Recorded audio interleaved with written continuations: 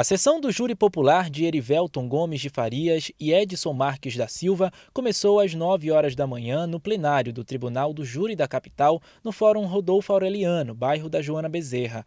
Os réus são acusados de terem executado um triplo homicídio no bairro da Guabiraba, zona norte do Recife, em setembro de 2006. As vítimas foram Gleice Belo da Cruz, na época com 18 anos, a mãe dela, Rosa Maria Ferreira da Silva, que tinha 36, e uma amiga, Adriana Medeiros de Aguiar, que tinha 22. O alvo dos criminosos era Gleice. O motivo teria sido uma discussão entre a jovem e a ex-mulher de Erivelton, então namorado dela.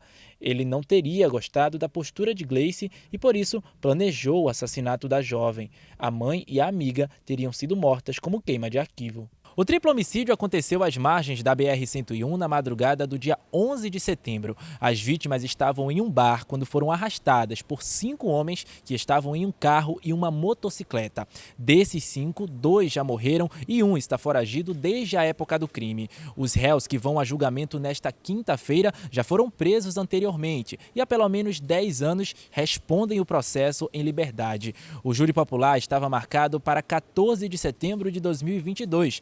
Mas foi adiado devido a um conflito de teses entre as defesas dos acusados. O magistrado presidente deste tribunal, na época, reconheceu que existia um conflito de teses. Explicar para quem está em casa nos acompanhando. O processo tem 5 réus no início, 2 morreram, portanto não serão julgados, 1 nunca foi citado e 2 serão submetidos a julgamento. Havendo conflito de tese, a lei determina que cada réu seja assistido por um defensor. Isso não havia acontecido. A Defensoria Pública havia acompanhado vários daqueles réus. Em uma audiência, a Defensoria Pública havia acompanhado todos os réus. Isso, claro, torna uma nulidade por violar o princípio constitucional da plenitude de defesa e prejudicar a defesa do réu. O julgamento desta quinta-feira foi presidido pela juíza Maria Segunda.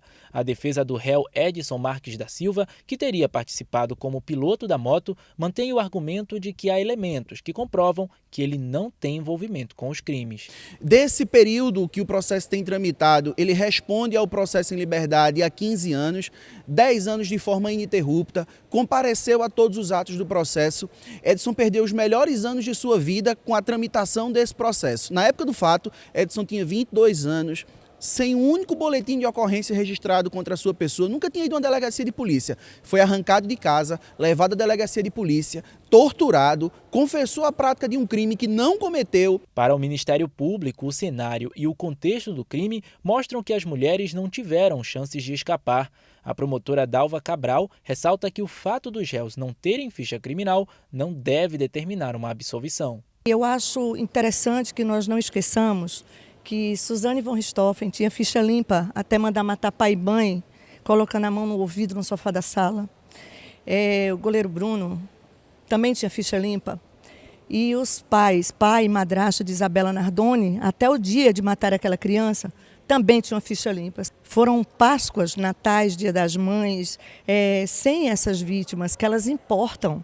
Elas não importam para quem não as conhece, mas se a gente tiver o mínimo de sentimento humanitário, a gente irmana nessa dor. Então, é muito tempo, mas que seja hoje.